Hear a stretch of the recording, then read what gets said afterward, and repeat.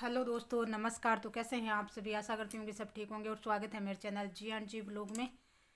और स्वस्थ होंगे, मस्त होंगे। मैं भी एकदम ठीक हूँ और भगवान से प्रार्थना करती हूँ कि आप भी अपने परिवार के सहित बहुत अच्छे होंगे, स्वस्थ होंगे, मस्त होंगे। और अपने राजस्थान में काफ़ी टाइम से मतलब 10 दिन से एक रेस्क्यू चल रहा था, ऑपरेशन चेतना। पूरे देश में ही नहीं बल्कि विदेशों में भी लोग देख रहे थे, जुड़े हुए थे, उसमें लाइव वीडियो देख रहे थे। तो वैसे मैं भी 10 दिन से लगातार रात और दिन देख रही थी और बाकी सभी भाई बहनों के की तरह मैं भी घर बैठी लाइव देख रही थी ऑपरेशन चेतना। दूसरे दिन से मतलब उसी दिन से मतलब ये हो गया था कि हाँ, आज बेटी निकल रही है, आज निकल रही है, आज बाहर आ जाएगी, आज बेटी बाहर आ जाएगी। इस ऐसे करते करते करते करते लगातार 10 दिन निकल गए और मेरे से मतलब बोला ही नहीं जा रहा। और तो उस परिवार पे क्या बीती होगी, कैसे वो परिवार रहा होगा, किस हाल में रहा होगा। भगवान उन परिवार वालों को, मम्मी पापा, दादा दादी, सबको मतलब इतने हिम्मत दे कि ये दुख वो सह सकें। कल मैंने जैसे ही मैं देख रही थी कि अभी निकल रही है चेतना, तो उस टाइम में अपने आप को नहीं रोक पाई। मतलब आंसू अपने आप निकल गए। जैसे ही उसको बाहर निकाल के लेके आई, उसको देखा तो बहुत मतलब इतनी ठेस उस बच्चे को इस तरह से मतलब लपेट के प्लेट के लेके आए थे, एकदम से हंसते खेलती हुई बच्ची को। तो बहुत मतलब अंदर एक ठेस सी लगी, बहुत ज़्यादा। कि वो तो सामने, वो तो पता ही था कि इस तरह से कंडीशन है, वो ऐसी हो गई है, वो बची नहीं है। ये तो सबको ही पता है कि 2 दिन 3 दिन से जब बच्चे को अंदर से निकालते हैं बोरवेल के अंदर से, चेतना से पहले एक बच्चा गिरा था बोरवेल में, दौसा में। तो उस टाइम भी उसको तीसरे दिन रेस्क्यू कर लिया था, फिर भी वो ज़िंदा नहीं बचा। तो ये 10 दिन की बात हो गई। 10 दिन बहुत ही लंबे होते हैं, सबको पता है। एक 3 साल की बच्ची है, नन्ही सी जान है, तो वो 10 दिन तक कैसे जिंदा।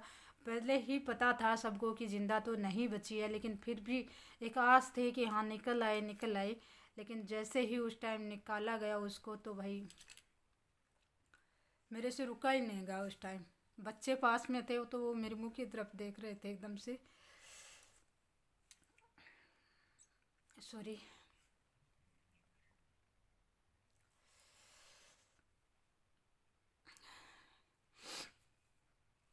तो बहुत से भाई लाइव में कमेंट कर रहे थे, जो मीडिया वाले लाइव कर रहे थे, यूट्यूबर भाई लाइव कर रहे थे। उस टाइम बहुत से भाई कमेंट कर रहे थे उस टाइम कि ये काम नहीं कर रहे हैं। मतलब हमारे जवान भाइयों पे कमेंट कर रहे थे कि ये काम नहीं कर रहे, वैसे ऐसे टाइम पास कर रहे, ये कर रहे। नहीं भाई, काम कर रहे थे वो। और बहुत हिम्मत की दाद देनी होगी उनकी कि इतनी ठंड में हम घर बैठे इस तरह से रजाइयों में दुब के बैठे हैं, इतने इतने कपड़े पहन रखे हैं। वो तो बेचारे इतनी ठंड, कड़कड़ाती ठंड में और ओले और बरसात के टाइम में, और वो तो इतने दिन और रात काम लगे हुए थे। क्या हालत हो रही थी उसकी। तो सैल्यूट करना चाहिए उनको। बहुत गुस्सा आ रहा था मेरे को उस टाइम, लेकिन मैंने कोई कमेंट नहीं किया। बस देख रही थी इसी आस में कि भाई बच्चे बाहर आ जाए। क्या बीत रही है उन परिवार वालों पे, बस बच्चे सामने आ जाए, बस इसी आस में देख रहे थे। उनका कोई दोष नहीं है, प्रशासन का कोई दोष नहीं है, ना एनडीआरएफ टीम का कोई दोष है। बहुत अच्छे से काम किया है सबने, पर सरकार का दोष ज़रूर है इसमें। आज बोल रहे हैं कि 2 करोड़ प्लस रुपया लगा है इस ऑपरेशन में। यहाँ आकर चेतना ने सरकार को ज़रूर चेताया है। एक बात यहाँ पे मैं बोलूँगी, चेतना ने सरकार को चेताया है। अब मेरे को लग रहा है कि आगे कोई चेतना इस तरह से बोरवेल में शायद नहीं फंसेगी, शायद नहीं फंसेगी। एक माँ की बेटी तो चली गई वो चेतना तो, लेकिन आगे कोई भी चेतना ऐसे बोरवेल में शायद नहीं बसेगी, क्योंकि इस बार शायद सरकार को चेता दिया है चेतना ने।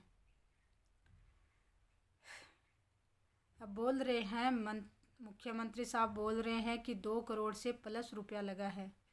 क्या काम आया वो 2 करोड़ रुपया? क्या काम आया वो 2 करोड़ रुपया? यही 2 करोड़ शायद लगते भी नहीं, और अगर लग जाते 2 करोड़ तो एक अच्छी मशीन हमारे पास होती तो ना तो इतना टाइम लगता, और शायद बच्ची हमारे बीच में होती, अपने माँ बाप के बीच में होती, साथ में होती, हंसती खेलती होती। हमारे पास अगर वो ऐसी मशीनरी होती तो शायद वो बच्ची दूसरे ही दिन निकाल ली जाती और वो आज अपने परिवार के साथ हंसती खेलती होती।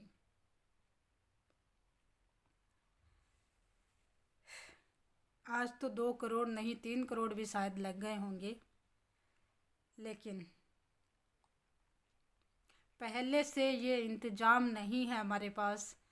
हमारे राजस्थान सरकार के पास में ये कोई इंतज़ाम नहीं है कि अगर ऐसा कोई हादसा हो जाए, तुरंत प्रभाव से ये कार्य शुरू कर दिया जाए। अलग दूसरे राज्यों से मशीनें आती हैं, फिर पहले मंगवाने की सोचते हैं और फिर उसको मंगवाया जाता है, फिर काम शुरू किया जाता है। तो सोचो कितना टाइम लगता है। अगर हमारे पास होती तो वो तुरंत प्रभाव से काम शुरू कर दिया जाता है। एक मशीन हमारे पास नहीं है। जहाँ दुनिया चांद पे पहुँच चुकी है, दुनिया क्या हमारा भारत विश्व गुरु बन चुका है, वहाँ पर शर्म आती है हमें। बच्चे ऐसे बोरवेल में गिर जाते हैं और फिर 10-10 दिन तक तड़पते हैं। और 2024 में कितने केस हो चुके सबको पता है।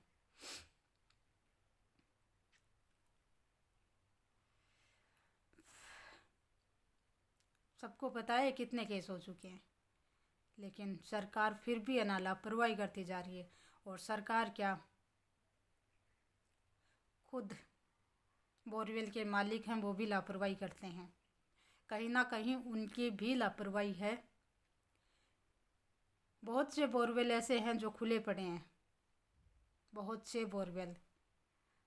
चलो अब सरकार को चेता हुआ तो भी ठीक है, आखिरकार खुली तो सही उनकी आंखें कि सूखे बोरवेल और खुले पड़े हैं तो उनको बंद करवाया जाए।